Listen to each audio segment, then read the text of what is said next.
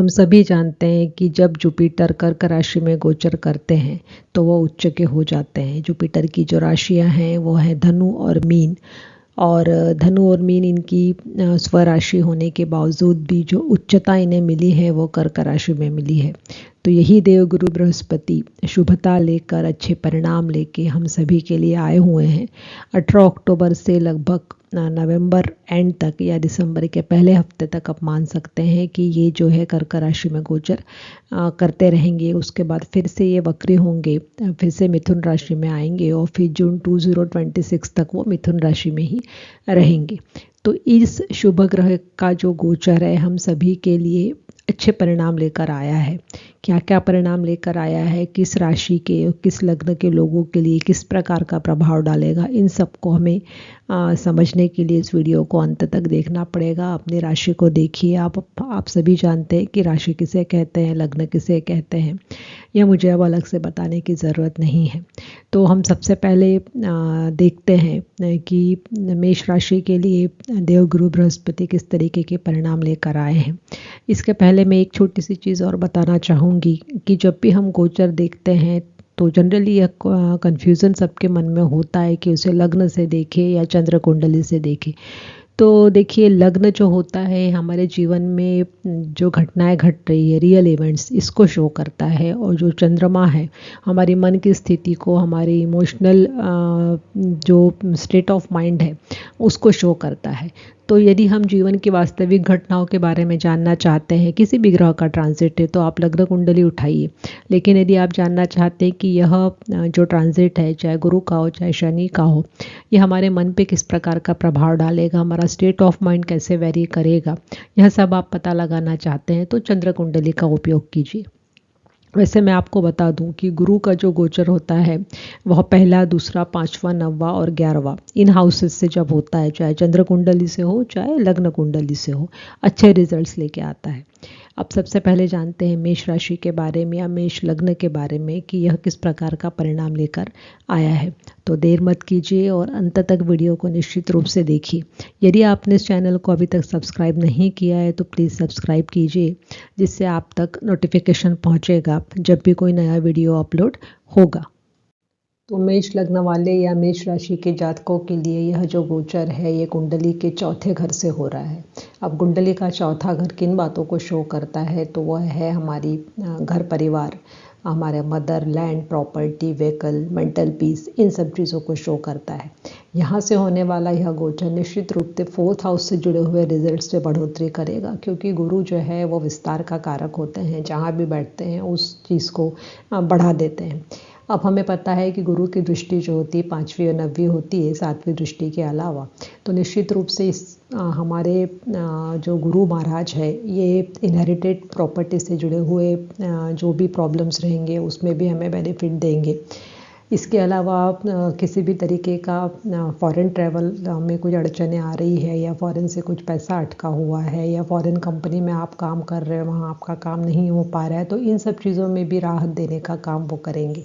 और सबसे बड़ी बात है कि गुरु की दृष्टि जो है वो 10th हाउस पे पड़ रही है। 7वीं दृष्टि तो जो करियर है, जिसमें अभी तक कुछ ना कुछ परेशानी चल रही थी, लग रहा था कि मामला सेट नहीं है, आगे नहीं बढ़ पा रहे हैं, तो उसमें भी आपको धीरे धीरे स्थिरता आते हुए नज़र आएगी, क्योंकि गुरु अगेन स्लो मूविंग प्लैनेट है, तो स्लो एंड स्टेडी प्रोग्रेस ही आपको दिखाई देगा। इसके अलावा नया व्हीकल खरीदना चाहते हैं, नई प्रॉपर्टी खरीदना चाहते हैं, घर में कुछ चेंजेस कराना चाहते हैं, कुछ इंटीरियर कराना चाहते हैं, तो इन सब का भी रुझान आपका इस दौरान बढ़ जाएगा और उसमें आपको अच्छे परिणाम भी मिलेंगे। मतलब यदि कुछ आपने प्लान बना रखा है तो ये जो पे टाइम पीरियड आया है, ज़्यादा टाइम नहीं है वैसे, इसका 48 डेज़ ही आ रहे हैं, तो उसमें आप इस काम पे लग जाइए, काम अच्छे से हो जाएगा। इसके अलावा यदि आप किसी तरीके के फॉरेन ट्रिप एट्सेट्रा का प्लान कर रहे हैं तो उसके लिए भी यह समय अच्छा है। सिर्फ आपको ध्यान ये रखना है कि कर्क राशि जो कि जल तत्व की राशि है और चंद्रमा से जुड़ी हुई राशि होने की वजह से कहीं ना कहीं इमोशनल डिपेंडेंसी और फैमिली ये आपकी बढ़ सकती है, या मदर के साथ कुछ इमोशनल जो रिलेशन आपका है उसमें बहुत ज़्यादा आपको ऐसा लगेगा कि आप बहुत ज़्यादा उन पर डिपेंडेंट होते जा रहे हैं। तो इसमें थोड़ा सा आपको केयरफुल रहने की ज़रूरत है, थोड़ा सा प्रैक्टिकल रहने की भी ज़रूरत हो सकती है। सेंसिटिविटी को थोड़ा सा कंट्रोल करने की ज़रूरत है, हेल्थ को भी थोड़ा कंट्रोल करने की ज़रूरत है। हेल्थ को कंट्रोल करने का मतलब है कि थोड़ा सा आप अपने खान पान पर नियंत्रण रखें, ज़्यादा मीठा ना खाएं, ओवर ईटिंग ना करें, क्योंकि वेट गेन की पॉसिबिलिटी भी यह पीरियड दिखा रहा है यदि आप कंट्रोल नहीं करते हो। वैसे भी अभी दिवाली बीती है तो मीठा वीठा तो खाना थोड़ा ज़्यादा हुआ ही होगा सभी का। तो ये सब चीज़ों पे भी आपको ध्यान रखने की ज़रूरत है। तो कुल मिला के यह गोचर मेष लग्न या मेष राशि वालों के लिए अच्छे ही परिणाम लेके आया है, बस कुछ सावधानियां बरतने की ज़रूरत है। आइए अब देखते हैं कि अगली राशि जो कि वृषभ राशि है, वहाँ पे ये देवगुरु बृहस्पति क्या कमाल दिखाते हैं। अब गुरु के गोचर की जब हम वृषभ राशि या वृषभ लग्न वालों के लिए बात करते हैं तो एक इसमें आपको ध्यान रखने की ज़रूरत है कि गुरु जो है लग्नेश का मित्र नहीं है, और इसके अलावा वह 11th हाउस का और 8th हाउस का लॉर्ड बन रहा है। तो इन दोनों हाउसेस से जो मिलने वाले रिजल्ट्स है उसमें कहीं ना कहीं परेशानी नज़र आएगी। तो पहले हम बात कर लेते हैं कि गुरु महाराज क्या अच्छा हमारे लिए लेके आए हैं। तो 3rd हाउस से गोचर कर रहे हैं, उपचय भाव से गोचर कर रहे हैं। उपचय भाव के ऊपर भी मैंने वीडियो बनाया हुआ है, उसकी लिंक मैं आपको शेयर कर दूँगी, उसे आप जाके ज़रूर देखिए। और वैसे भी मैं हमेशा इस बात को दोहराती रहती हूँ कि हमें जो भी वीडियोज़ हम जब देखते हैं तो उनसे जुड़े हुए जो बेसिक्स वीडियो होते हैं उनके ऊपर नज़र ज़रूर डालनी चाहिए, उन्हें ज़रूर समझना चाहिए। तो उपचय भाव जो होता है ये समय के साथ रिजल्ट देता है, मैं पहले भी बता चुकी हूँ। तो निश्चित रूप से यह जो गोचर होगा आपको मोर एफर्ट की डिमांड कर रहा है। अब जो 3rd हाउस है जो जिन चीज़ों के साथ जुड़ा हुआ है उन सब में गुरु का यह गोचर अच्छे परिणाम लेके आएगा। आपके भाई बहनों के साथ यदि कुछ अनबन चल रही हो तो उस पे सुधार मिल सकता है। आपके क्लोज फ्रेंड्स के साथ अच्छे रिलेशंस हो सकते हैं। पड़ोसियों के साथ भी जो खटपट है वो अभी आपको जो हालात है वो सुधरते हुए नज़र आएंगे। इसके बाद आप कोई नया बिजनेस स्टार्ट करना चाहते हैं, कुछ नया आइडिया आपके दिमाग में है, कुछ स्टार्टअप आप शुरू करना चाहते हैं, उसके लिए भी यह समय अच्छा है।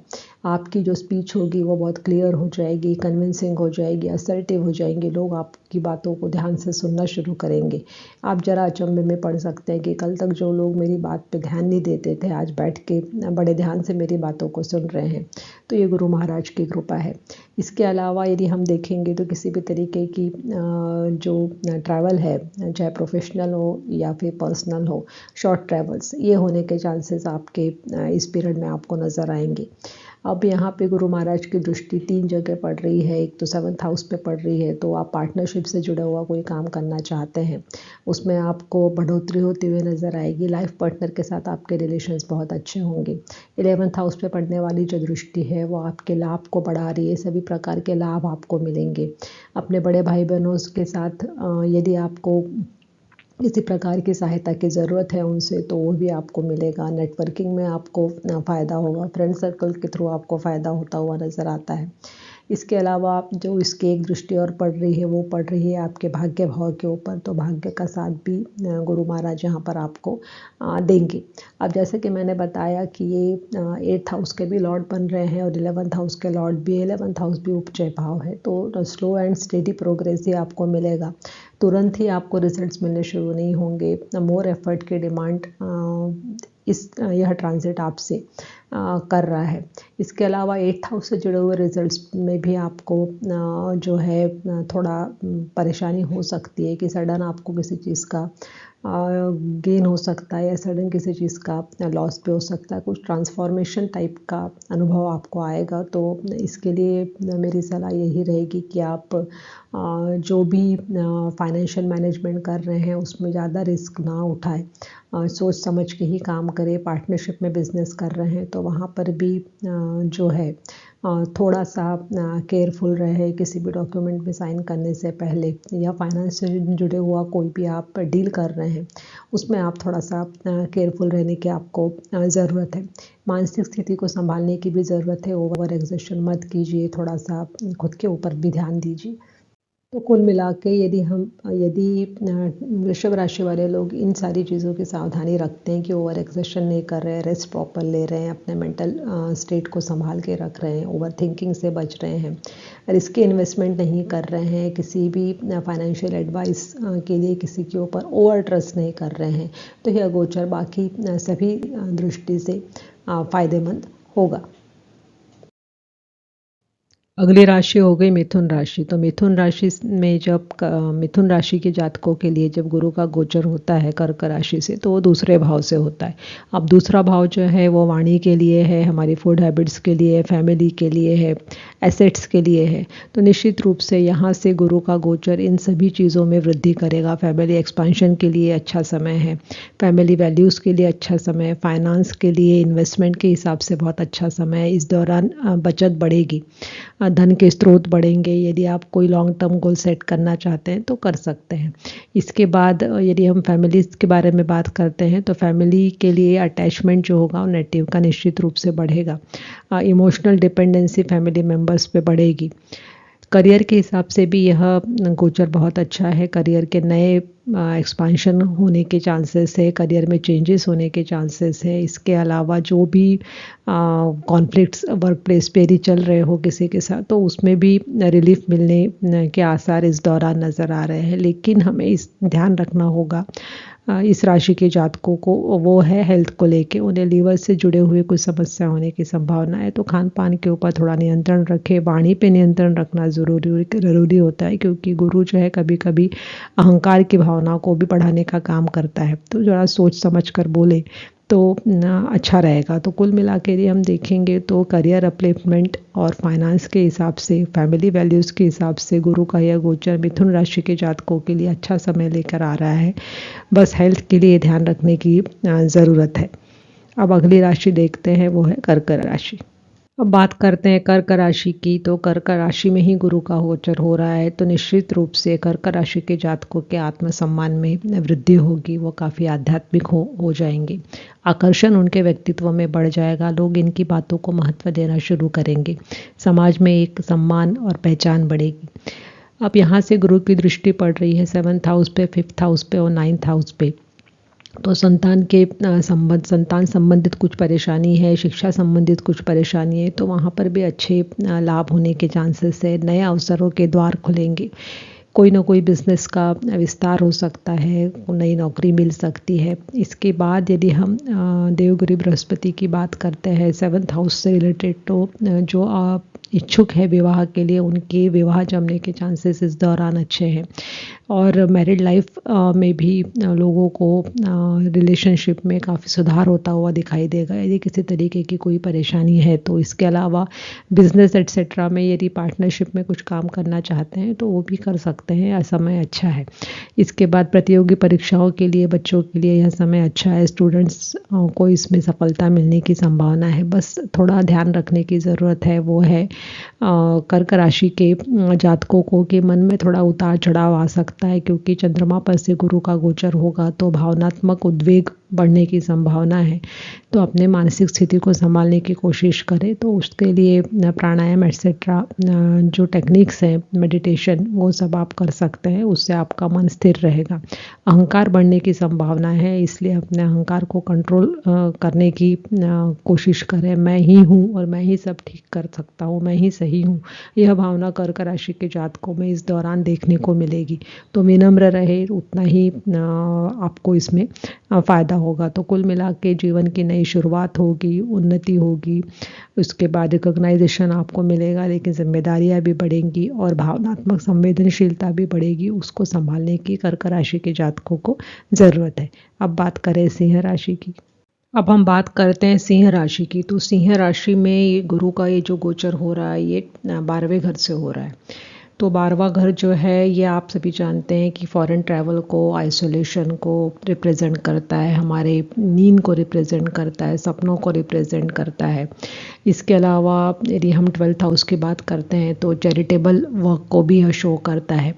तो 12th हाउस में होने वाला यह गुरु का गोचर एस्पेक्ट वाइज यदि हम देखते हैं तो 6th हाउस पे अपना एस्पेक्ट डाल रहा है, 4th हाउस पे डाल रहा है और 8th हाउस के ऊपर डाल रहा है। तो 8th हाउस पे ऊपर एस्पेक्ट डालने की वजह से जो अष्टम शनि का पीरियड इन जातकों के लिए चल रहा है उसमें कुछ राहत इन्हें महसूस निश्चित रूप से होगी।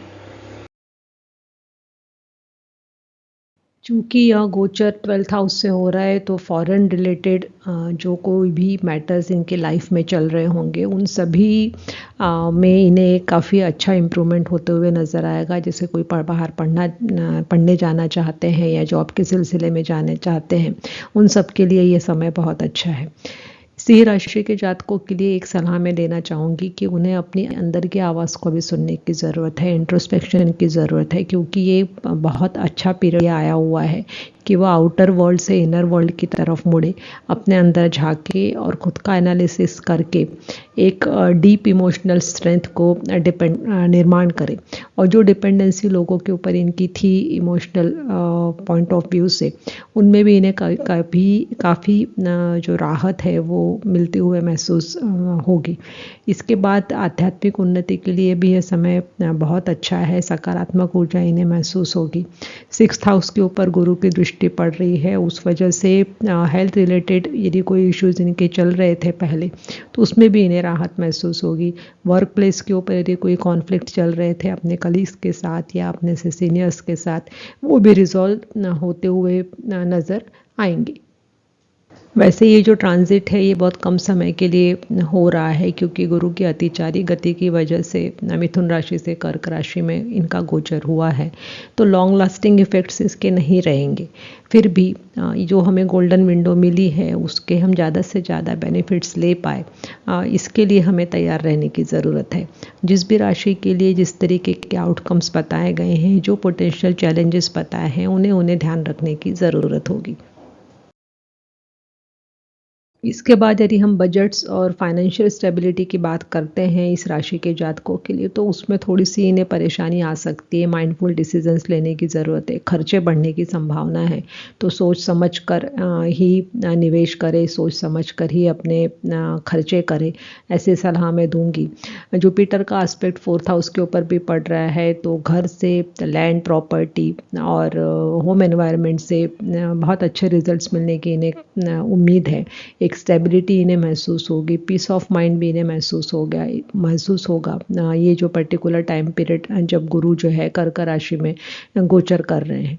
तो कुल मिला के देखेंगे तो सिंह राशि के जातकों के लिए जहाँ कुछ अच्छे रिजल्ट्स आए हैं, जैसे कि मैंने बताया कि अष्टम शनि से इन्हें थोड़ी राहत महसूस होगी। इस दौरान जो परेशानियां चल रही थी, ऐसा लगेगा कि थोड़ा सा रिलैक्सेशन अभी आ चुका है। उसके साथ ही कुछ सावधानियां निश्चित रूप से रखने की ज़रूरत होगी। अब बात ये आती है कन्या राशि की। तो कन्या राशि के जातकों के लिए यह गोचर 11th हाउस से हो रहा है। 11th हाउस जो है social network, friends, Elder siblings, सभी प्रकार के गेन को रिप्रेजेंट करता है। तो आपकी जो कई दिनों से दबी हुई इच्छाएं थी, जो इच्छाएं पूरी नहीं हो रही थी, उसको पूरा होने का समय अभी आ चुका है। आपके बड़े भाई बहनों से आपको बहुत अच्छा सपोर्ट मिल सकता है। इसके अलावा फ्रेंड्स से, सोशल नेटवर्क से सपोर्ट की संभावना दिखाई दे रही है। आपकी आय में वृद्धि होगी, सभी प्रकार के आर्थिक लाभ मिलने की संभावना दिख रही है। बिजनेस में लाभ होगा, जॉब में लाभ होने की संभावना मिल रही है। निवेश कर रहे हैं तो उसमें भी अच्छा लाभ मिलने की संभावना है। अच्छे लोगों से आपका संपर्क होगा, जो प्रभावशाली लोग हैं उनके संपर्क में आप आएंगे, ऐसे आसार यह जो ट्रांजिट है वो लेकर आ रहा है। कहीं ना कहीं करियर के लिए भी यह समय अच्छा है। यदि नौकरी चेंज करना चाहते हैं तो करियर अधिकार बढ़ सकते हैं। संतान संबंधी यदि कोई समस्या आपकी चली आ रही हो तो वह दूर हो सकती है, या संतान के लिए प्रयास कर रहे हो तो यह भी समय बहुत अच्छा है। सिर्फ हमें ध्यान में रखना है इसमें कि ओवर वर्क ना करें, अदरवाइज हेल्थ रिलेटेड इश्यूज आ सकते हैं। थोड़ा सा कम्युनिकेशन में सावधानी रखें, स्पेशली जब आप सोशल नेटवर्क में काम कर रहे हैं या फ्रेंड्स के बीच में हो। अदरवाइज मिसअंडरस्टैंडिंग्स बढ़ने की संभावना दिखाई दे रही है। मित्रों या रिश्तेदारों के छोटी छोटी बातों से मन मन दुखी होने की संभावना यह गोचर लेकर आया है। तो ज़्यादा किसी से अपेक्षाएं ना रखें और अपना काम करते रहे, स्ट्रेस अपने ऊपर हावी ना होने दे। इनकम के हिसाब से यह गोचर अच्छा है। सिर्फ ध्यान रखना है कि अच्छे लोगों को, समझदार लोगों को ही अपने जीवन में चुने और उनके साथ ही अपने काम को आगे बढ़ाए। तो यह ट्रांजिट आपके लिए काफ़ी अच्छा रिजल्ट लेकर आया है। आइए अब बात करते हैं तुला राशि की। तुला राशि या तुला लग्न वालों के लिए जुपिटर का यह गोचर 10th हाउस से होगा और 10th हाउस जो है हमारे कर्म क्षेत्र को दिखाता है, करियर को, रेपुटेशन को, पब्लिक स्टेटस को दिखाता है, अथॉरिटी फिगर को भी दिखाता है। जुपिटर का यहाँ से होने वाला ट्रांजिट, वो भी उच्च का ट्रांजिट, नेचुरली प्रोफेशनल लाइफ के लिए बहुत अच्छे योग लेकर आ रहा है। कुल मिला के करियर में एक अलग पहचान आपको देखने को मिलेगी और इस वजह से आपका जो फाइनेंस लेवल होगा वो भी इंक्रीज होगा। निश्चित रूप से ग्रोथ की अपॉर्चुनिटीज़ करियर फील्ड में इसे यह दिखा रहा है। इसके बाद यदि हम रिलेशनशिप की बात करते हैं तो पार्टनर के साथ या लाइफ पार्टनर के साथ भी रिलेशनशिप में डेवलपमेंट होता हुआ नज़र आएगा। लव लाइफ जो होगी उसमें भी काफ़ी बेहतरी आप महसूस कर सकते हैं। इस दौरान आप काफ़ी स्पिरिचुअल हो जाएंगे, कहीं ना कहीं जीवन के गहरे अर्थ को समझने की आप कोशिश करेंगे। मटेरियलिस्टिक लाइफ से हटकर आप स्पिरिचुअल एडवांसमेंट की तरफ बढ़ते हुए नज़र आएंगे या कहीं ना कहीं इनसे जुड़े हुए जो टेक्निक्स है, जैसे मेडिटेशन हुआ, योगा हो गया या फिर किसी तरीके का धार्मिक अध्ययनों, धार्मिक ग्रंथों का अध्ययन होगा, इन सब की तरफ आपका रुझान बढ़ेगा। मेंटल पीस आपको इस दौरान महसूस होगा। करियर में कहीं ना कहीं आपको ऐसा लगेगा कि मुझे अपने आप को सिद्ध करना है। वो जो एक प्रेशर है वो आपके ऊपर रहेगा। इसके लिए यही उपाय है कि आप अपने आप को शांत रखें, कॉन्फिडेंस के साथ अपना काम करते रहें। ईगो बढ़ने के चांसेस है तो आपको हम्बल रहने की इसमें ज़रूरत है। इसके अलावा आपका जो स्पीच होगा, कम्युनिकेशन होगा, वहाँ पे भी आपको केयरफुल रहने की ज़रूरत है, स्पेशली फैमिली मैटर्स में और वर्क प्लेस के ऊपर। अदरवाइज़ कुछ कॉन्फ्लिक्ट हो सकते हैं। जो भी क्रिटिसिज्म आपको पब्लिक लाइफ में मिलता है उसे आप बहुत समझदारी से हैंडल करें। Don't take it personally, so that आप इस फेज से गुजर जाएंगे। क्योंकि सिंपल सी बात है कि यदि आप अथॉरिटी फिगर हो रहे हैं या वर्क प्लेस पर आपका रिकग्नाइजेशन बढ़ रहा है तो क्रिटिसिज्म भी उसके साथ जुड़ा होता है, तो उसे केयरफुली हैंडल करें। खर्चों पे नियंत्रण रखने की ज़रूरत है क्योंकि इस दौरान खर्चे बढ़ने की संभावना दिखाई दे रही है। हेल्थ वाइज यदि आप देखेंगे तो जुपिटर का यह ट्रांजिट स्पेशली रेट्रोग्रेड पीरियड में जब नवंबर 11 से नवंबर 27 के बीच में रहेगा, तब आपको अपने हेल्थ की केयर लेने की ज़्यादा ज़रूरत दिखाई दे रही है। टाइम और हेल्थ इन दोनों को मैनेज करने की कोशिश करें। फैमिली लाइफ के साथ कहीं ना कहीं डिटैचमेंट आपको महसूस होगा, तो उसको हैंडल करने के लिए आप क्वालिटी मोमेंट्स अपनी फैमिली लाइफ के साथ स्पेंड कीजिए। तो ओवरऑल देखा जाए तो ये ट्रांजिट बाकी सभी दृष्टि से अच्छा है, बस कुछ चीज़ों की सावधानी हमें रखनी होगी। अब आते हैं वृश्चिक राशि पर। वृश्चिक राशि या वृश्चिक लग्न वालों के लिए यह ट्रांजिट बहुत अच्छे योग लेकर आया हुआ है, क्योंकि भाग्य भाव से जुपिटर का गोचर हो रहा है, उच्च की राशि से गोचर हो रहा है। और यदि हम काल पुरुष की कुंडली को भी देखते हैं तो जुपिटर वहाँ का कारक भी बनता है। तो निश्चित रूप से यह गोचर इस राशि के जातकों के लिए सडन लाभ मिलने के चांसेस नज़र आ रहे हैं। भाग्य का साथ इन्हें बहुत अच्छा मिलेगा। कहीं ना कहीं इन्हें अपना आत्मविश्वास बढ़ता हुआ नज़र आएगा। करियर के हिसाब से भी यह जो टाइम है वह काफ़ी अच्छा है। कुछ आगे पढ़ना चाहते हैं, उच्च शिक्षा लेना चाहते हैं, तो उसके लिए भी यह समय उपयोगी होगा। जो भी हार्ड वर्क अभी तक आप कर रहे थे और उसका कहीं कोई पहचान आपको नहीं मिल रही थी, तो यह समय काफ़ी अच्छा है। मेंटर के साथ आपके रिलेशनशिप सुधरेंगे। आप यदि वर्क प्लेस पे है तो अपने से जो सीनियर लोग हैं उनके मन में आपकी एक अच्छी छवि तैयार होगी। फादर के साथ यदि कुछ मिसअंडरस्टैंडिंग चल रही हो तो वह भी सुधरने की उम्मीद इस दौरान आपको नज़र आ रही है। इसके बाद यात्राएं आपकी बहुत होंगी। इस 1 डेढ़ महीने का जो पीरियड है उसमें धार्मिक यात्रा ज़्यादा होने के योग नज़र आ रहे हैं। Education, exams, higher knowledge gain करने के लिए भी यह समय अच्छा है। प्रोफेशनल कोर्स करना चाहते हैं, कोई सर्टिफिकेट कोर्स करना चाहते हैं, कोई हायर स्टडी करना चाहते हैं तो आगे बढ़िए, समय अच्छा है। इसके बाद यह जो समय है ये मैरिज के हिसाब से भी काफ़ी अच्छा है। यदि आप इस क्षेत्र में आगे बढ़ रहे हैं या आपका कोई प्लान है तो it is a better time for it. इसके बाद सभी तरीके के ऑब्स्टिकल्स आपके इस दौरान दूर होते हुए आपको नज़र आएंगे। जो भी काम आपका अटका हुआ था, डिले हो रहा था, उस काम को एक गति इस दौरान मिलेगी। सिर्फ थोड़ा-सा धैर्य रखने की ज़रूरत है। किसी न किसी से गाइडेंस लेते रहे, अपने प्राउड को थोड़ा दूर रखे, मैं ही सही हूँ या मैं जो कर रहा हूँ वो बिल्कुल सही है। इस तरीके का जो ओवर ईगो है, इसे आपको दूर रखने की ज़रूरत है। जो भी आप काम कर रहे हैं उसके ऊपर विश्वास रखिए और धैर्य से आगे बढ़ते रहिए। स्पिरिचुअलिटी जो होगी वो आपकी धीरे-धीरे बढ़ते हुए इस दौरान आपको नज़र आएगी। खर्चे आपके भी बहुत बढ़ने के चांसेस है तो अपने खर्चों पर थोड़ा सा नियंत्रण रखना आपके लिए ज़रूरी होगा। इमोशनल इन्फ्लुएंस इस दौरान आपका बहुत ज़्यादा होगा तो जो भी आप डिसीज़न ले रहे हैं उसे लॉजिक के साथ टैली करके लीजिए। सिर्फ भावनाओं में बहकर कोई भी निर्णय ना ले, ऐसी सलाह मैं आपको देना चाहूँगी। फैक्ट्स एंड फीलिंग्स दोनों का एक बैलेंस बना के चलिए।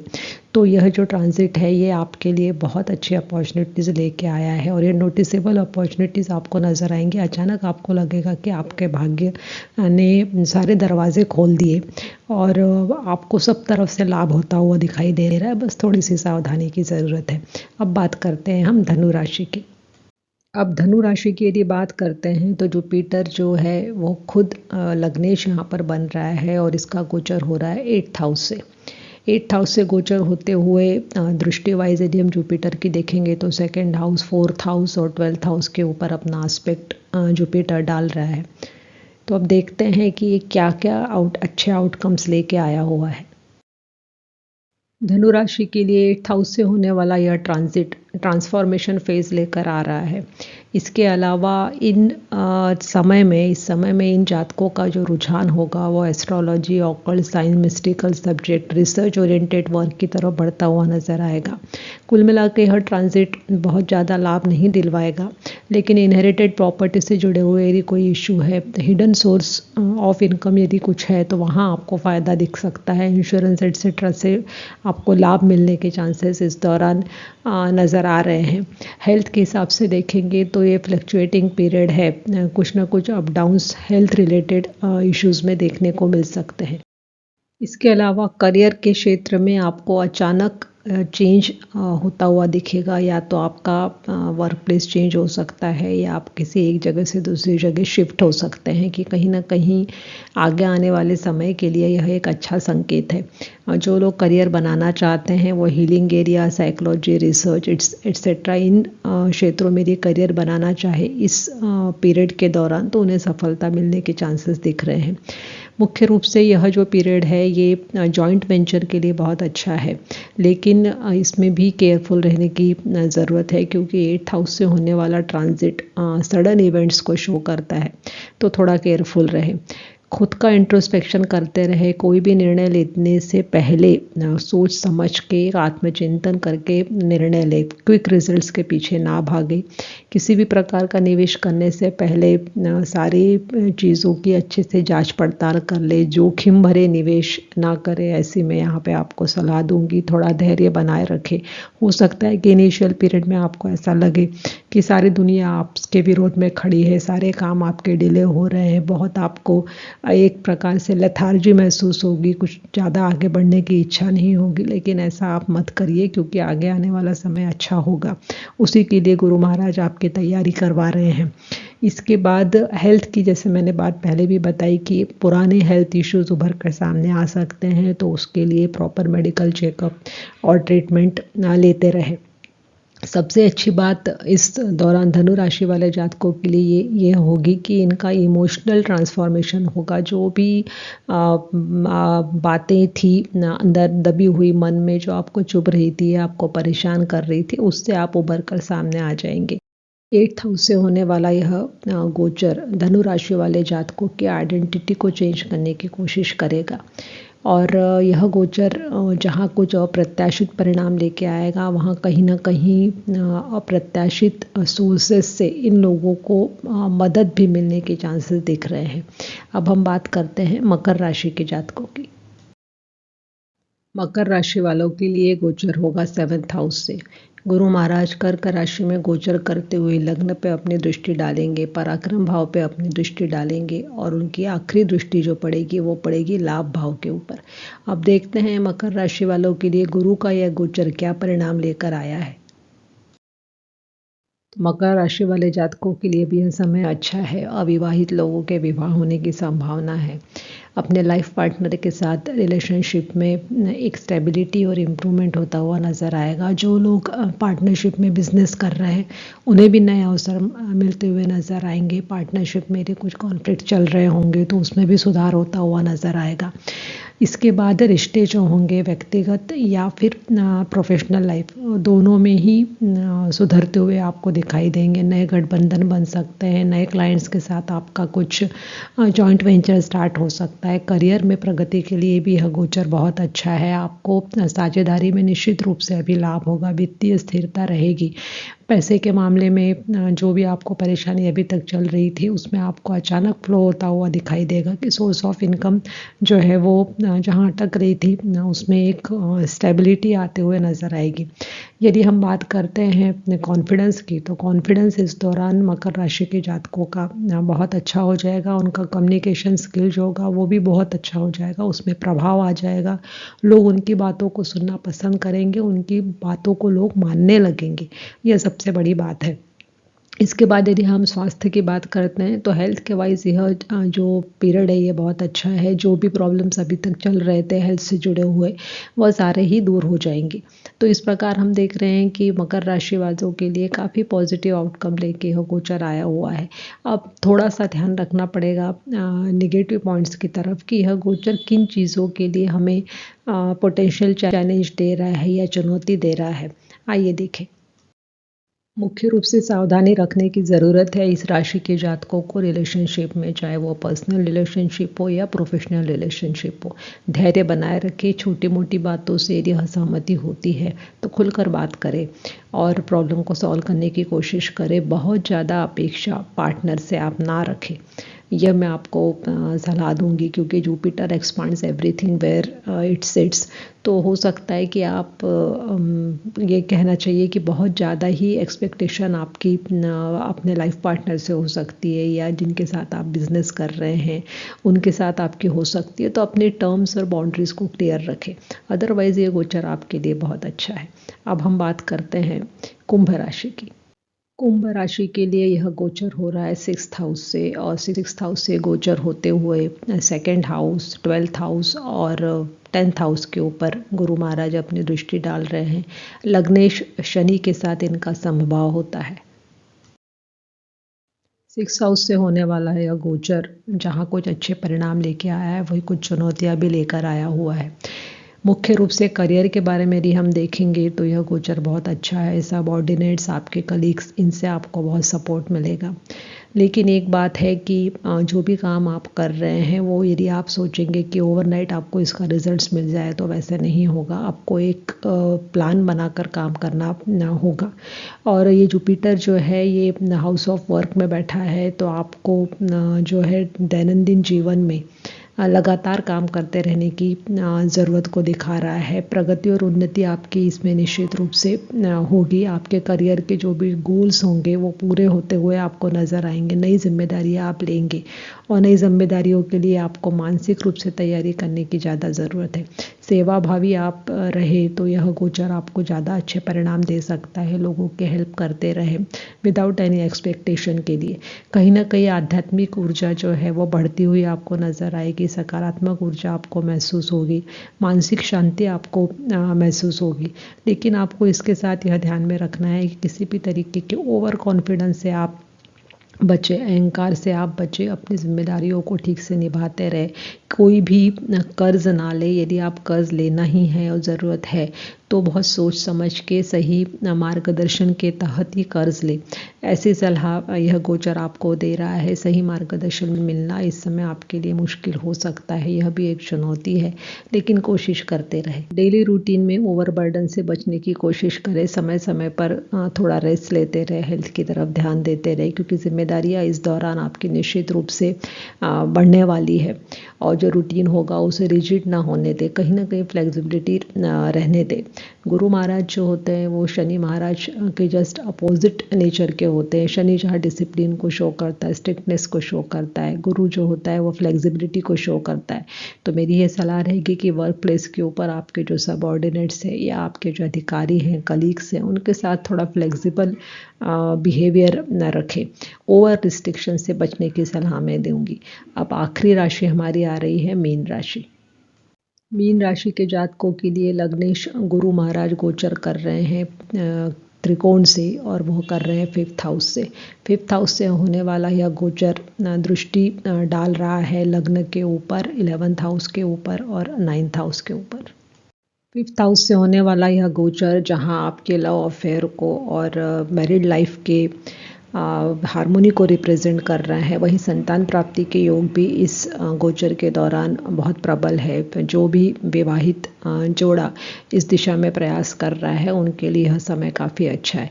आपकी क्रिएटिविटी को सराहना मिलेगी, आपकी क्रिएटिविटी इस समय बढ़ेगी। कहीं ना कहीं स्पेकुलेशन से जुड़े हुए काम में भी आपका मन जो होगा वो लगेगा कि कोई लॉटरी सट्टा एट्सेट्रा में हाथ आजमाने की कोशिश आप करेंगे, तो वहाँ थोड़ा सा केयरफुल रहने की ज़रूरत यहाँ पे दिख रही है। एकेडमिक परस्यूट के हिसाब से भी यह गोचर बहुत अच्छा है। नए शोध पत्र यदि आप पब्लिश करना चाहते हैं या जो इस क्षेत्र के साथ जुड़े हुए हैं उन लोगों को इस क्षेत्र में सफलता मिलते हुए इस दौरान नज़र आएगी। उच्च शिक्षा प्राप्त करना चाहते हैं तो वहाँ भी दाखिला होने के चांसेस यहाँ पर दिख रहे हैं। करियर के हिसाब से भी यह गोचर अच्छा है। प्रमोशन यदि आपका ड्यू है तो इस दौरान आपका प्रमोशन हो सकता है। पारिवारिक सुख आपको इस दौरान बहुत अच्छा मिलेगा।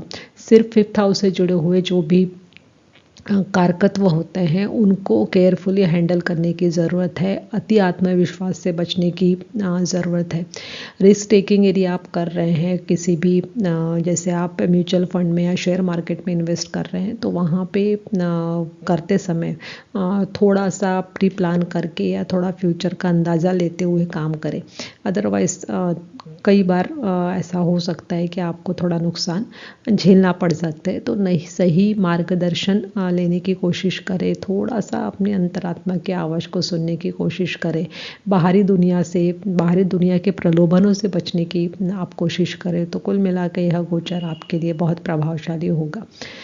गोचर के रिजल्ट्स टेम्परेरी होते हैं। यदि आप दशा अंतरदशा को नहीं समझ पा रहे हैं, दशा अंतरदशा के साथ गोचर का मैच नहीं हो रहा है, तो ये जो मिलने वाले रिजल्ट्स होते हैं इनके बारे में आप सटीक जो बात है वो नहीं बता सकते। और यदि आपको सटीक बात पता करनी है तो आपको कुंडली का विश्लेषण करवाना चाहिए। तो उसके लिए स्क्रीन पे दिए हुए व्हाट्सएप नंबर पे हमसे संपर्क कीजिए। आपकी परेशानी को सुलझाने में हमें बहुत खुशी होगी। ये जो गोचर हमने 12 राशियों के पढ़े हैं तो उसमें सबसे ज़्यादा फेवरेबल गोचर जिन राशियों को मिल रहा है वो है वृश्चिक, मीन, कर्क और मेष। इसके बाद दूसरे नंबर पे आती है वृषभ, मकर और सिंह राशियाँ, क्योंकि यहाँ पे मिक्स्ड गोचर रहेगा लेकिन वर्केबल रहेगा।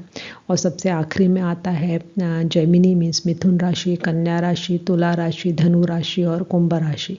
इनके लिए यह गोचर चैलेंजिंग है, लेकिन यदि अवेयरनेस के साथ रहे और कुछ बातों का ध्यान रखें तो यह गोचर उनके लिए भी मैनेजेबल हो सकता है। अगले वीडियो में किसी नए विषय के साथ फिर से आपके सामने प्रस्तुत रहेंगे।